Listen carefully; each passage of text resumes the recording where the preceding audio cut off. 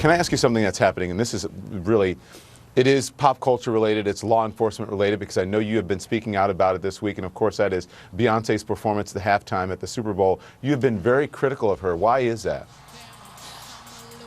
Well, first of all, you have to understand there's a lot of emotion attached to it. I was at the bedside of 42 police officers before September 11 who lost their lives protecting the people in New York City.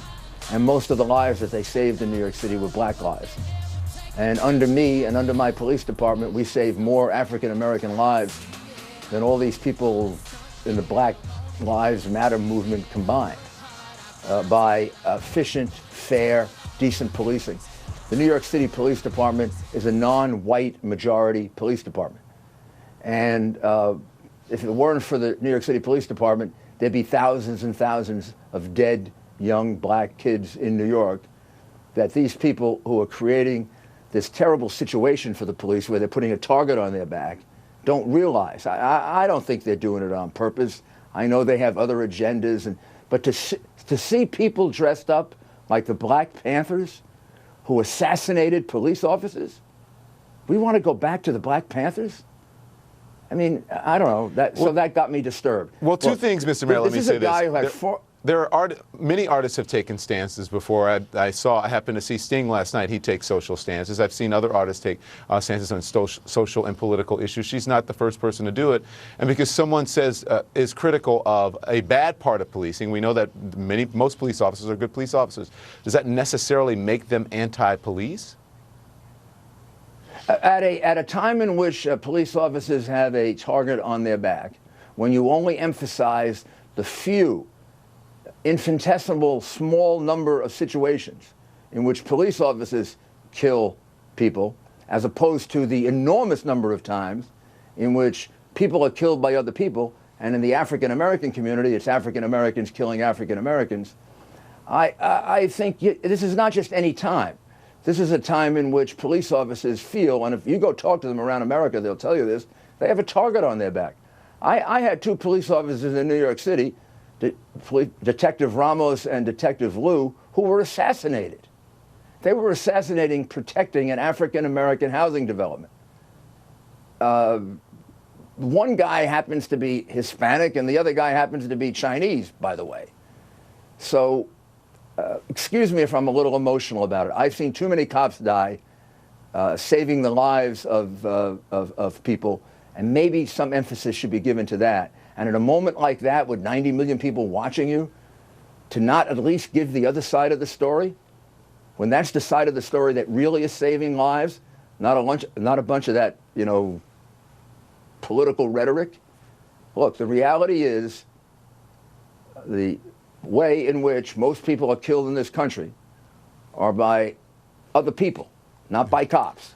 Mr. Mayor, your cops point save a lot more lives than they cost. Your point is well taken, and I think many people understand that police officers have tough jobs, and of course the two officers who were assassinated here in New York City, our hearts go out to them. But by the same token that you're saying, I want you to understand this, that you're saying that maybe Beyonce should be more sensitive to another side of it. Do you think that you should be more sensitive to another side as well? Because it sounds like that you're saying that there isn't a problem with police officers and African Americans. I am not. Okay. Don, you're looking at somebody who put 70 police officers in jail, a lot more than Beyonce ever did. I've prosecuted police officers. I've put them in jail. I've put them in jail for long periods of time when they were corrupt, when they were brutal. When one police officer was engaged in an act of brutality when I was mayor, he went to jail for 25 years. There's nobody tougher on police than I am. I expect them to act above and beyond what other people act. But I happen to know that most of them do that. And at a time like this, maybe it might not be a bad idea for people who have the kind of fame and celebrity that she has to teach everyone, not only in her community, but in every other community, to respect the police, to respect the uniform, not to make it appear as if they're the enemy, but to respect the uniform of our police officers, of our military. That's the way I was brought up. That's a lot safer way to bring up your child, by the way. And that part of it, and to see that in the middle of an NFL football game without any suggestion that we should respect the people who have saved our lives, and the people who have their lives on the line trying to save our lives, that offended me in an emotional way, because I have been at the bedside of so many police officers who have died, had 4 uncles that were police officers, and had a cousin who was shot in the line of duty. Let me ask you this, And, Mr. Mayor, and I'm sorry that had- happened to your family and that you have to witness that. And there are many things I'm sure you've witnessed as you know, as mayor and as a leader, as a politician, that many others don't get to see. So then, if you had a chance to sit down with Beyonce or members of the Black Lives Matter movement, how would you bridge the gap? How would you work with them to bring it together where more lives can be saved? Well, I that wish you I would both have can the understand each opportunity other? to do that. First of all, I'd have them come take a look at my police department. I still consider it mine. It has been mine for 20 years.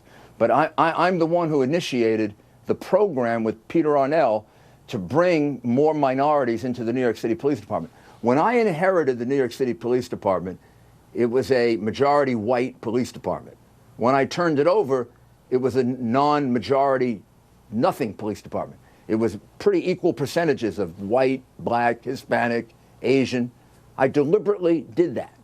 I'd like them to come and take a look at how the police department really operates. I'd like them to go talk to the people I used to go talk to in the housing developments in New York, African Americans who would ask me for more police officers to protect them, the way detectives Ramos and Liu were protecting that housing development the day they died. So what would I'd you like say to to them? tell the What would other you do side if of you were the at the story. table with them? That's what I would do. I would say to them, let's go talk to these police officers. How about you spend the night riding with them and see what they go through and what they're trying to do? What they're trying to do is they're trying to stop one group of guys from killing another group of guys who happen to usually be of the same race. That's what they're doing.